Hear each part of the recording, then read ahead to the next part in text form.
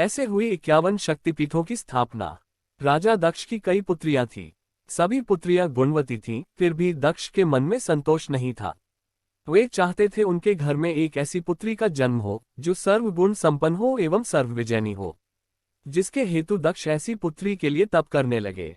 तप करते करते अधिक दिन बीत गए तो भगवती आद्या ने प्रकट होकर कहा, मैं तुम्हारे तप से प्रसन्न हूँ। तुम किस कारण तप कर रहे हो? दक्ष ने तप करने का कारण बताया तो माँ बोली, मैं स्वयं पुत्री रूप में तुम्हारे यहाँ जन्म लूंगी।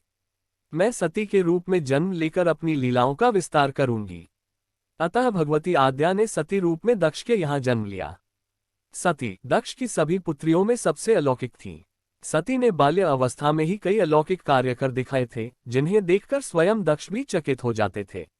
जब सती विवाह योग्य हो गई तो दक्ष को उनके लिए वर की चिंता होने लगी।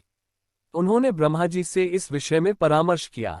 ब्रह्मा जी ने कहा, सती आद्या का अवतार है। आद्या आदि शक्ति और शिव आदि पुरुष हैं।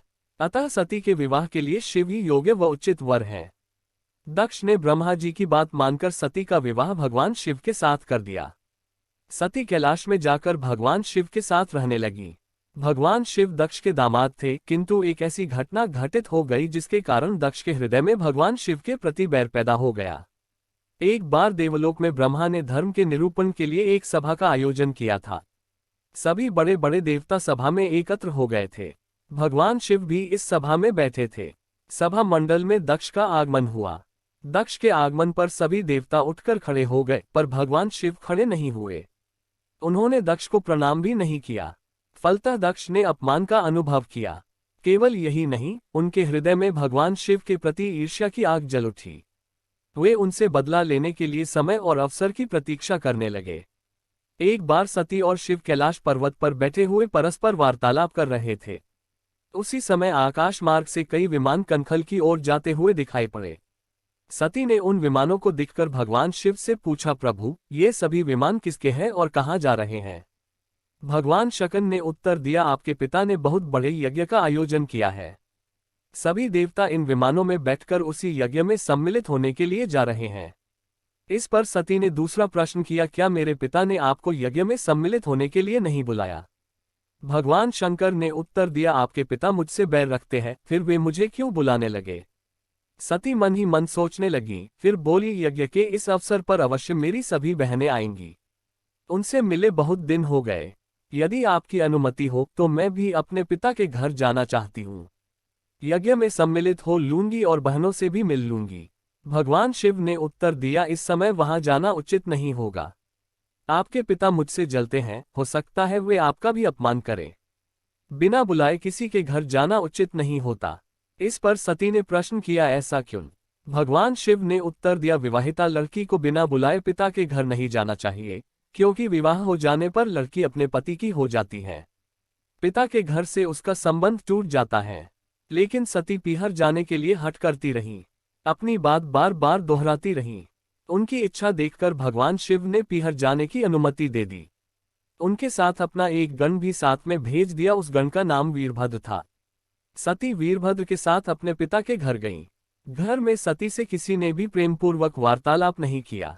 दक्ष ने उन्हें देखकर कहा, तुम क्या यहाँ मेरा अपमान कराने आई हो? अपनी बहनों को तो देखो, वे किस प्रकार भांति भांति के अलंकारों और सुंदर वस्त्रों से सुसज्जित हैं।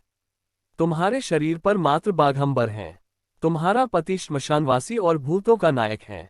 वह तुम्हें बाघंबर छोड़कर और पहना ही क्या सकता है? दक्ष के कथन से सती के हृदय में पश्चाताप का सागर उमड़ पड़ा। वे सोचने लगी, उन्होंने यहाँ आकर अच्छा नहीं किया। भगवान ठीक ही कह रहे थे, बिना बुलाए पिता के घर भी नहीं जाना चाहिए। पर अब क्या हो सकता है? अब तो आ ही गई हूँ। पिता के कटु और अपमानजनक शब्द सुनकर भी सती मौन रही।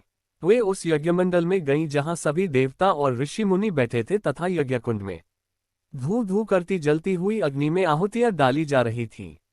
सती ने यज्ञमंडप में सभी देवताओं के तो भाग देखे, किंतु भगवान शिव का भाग नहीं देखा। वे भगवान शिव का भाग न देखकर अपने पिता से बोली, पिताजी यज्ञ में तो सबके भाग दिखाई पड़ रहे हैं, किंतु शिव का भाग नहीं है।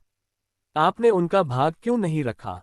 दक्ष ने गर्व से उत्तर दिया, मैं तुम्हारे पति शिव को देवता नहीं समझता। वह तो भूतों का स्वामी, नग्न रहने वाला और हड्डियों की माला धारण करने वाला है। वह देवताओं की पंक्ति में बैठने योग्य नहीं है, उसे कौन भाग देगा। सती के नेत्र लाल हो उठे, उनका मुखमंडल प्रलय के सूर्य की भांति तेजोदीप्त हो उठा। उन्होंने पीड़ा से तिलमिलाते हुए कहा, ओह, मैं इन शब्दों को कैसे सुन रही हूँ, मुझे धिक्कार है। देवताओं, तुम्हें भी धिक्कार है, तुम भी उन कैलाशपति के लिए इन शब्दों को कैसे सुन रहे हो, जो मंगल के प्रतीक हैं और जो क्षण मात्र में संपूर्ण सृष्टि को नष्ट करने की शक्ति रखते हैं। वे मेरे स्वामी हैं। नारी के लिए उसका पति ही स्वर्ग होता है।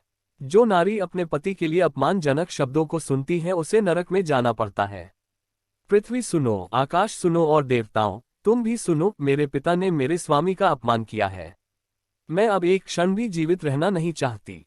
सती अपने कथन को समाप्त करती हुई यज्ञ के कुंड में कूद पड़ी। जलती हुई आहुतियों के साथ उनका शरीर भी जलने लगा। यज्ञ मंडप में खलबली पैदा हो गई, हाहाकार मच गया। देवता उठकर खड़े हो गए। वीरभद्र क्रोध से कांप उठे। वे उछल उछल कर यज्ञ का विध्वंस करने लगे। यज्ञ मंडप में भगदड़ मच गई। देवता और ऋषि मुनि भाग खड़े हुए। वीरभद्र ने देखते ही देखते दक्ष का मस्तक काटकर फेंक दिया। समाचार भगवान शिव के कानों में भी पड़ा। वे प्रचंड आंधी की भांति कनखल जा पहुंचे। सती के जले हुए शरीर को देखकर भगवान शिव अपने आप को भूल गए। सती के प्रेम और उनकी भक्ति ने शंकर के मन को व्याकुल कर दिया। उन शंकर के मन को व्याकुल कर दिया जिन्होंने काम पर भी विजय प्राप्त की थी और जो सारी सृष्टि को नष्ट करने की क्षमता रखते थे। वे सती के प्रेम में खो गए, बेसुध हो गए। भगवान शिव ने सती के जले हुए शरीर को कंधे पर रख लिया। वे सभी दिशाओं में भ्रमण करने लगे। शिव और सती के इस अलौकिक प्रेम को देखकर पृथ्वी रुक गई, हवा रुक गई, जल का प्रवाह ठहर गया और रुक गई देवताओं की सांसें। सृष्टि व्याकुल हो उठी। भयानक संकट उत्पन्न होते देख सृष्टि के पालक भगवान विष्णु आगे बढ़े। वे भगवान शिव की बेसुधी में अपने चक्र से सती के एक एक अंग को काट काट कर गिराने लगे। धरती के 51 स्थानों पर सती के अंग कट कट कर गिरे।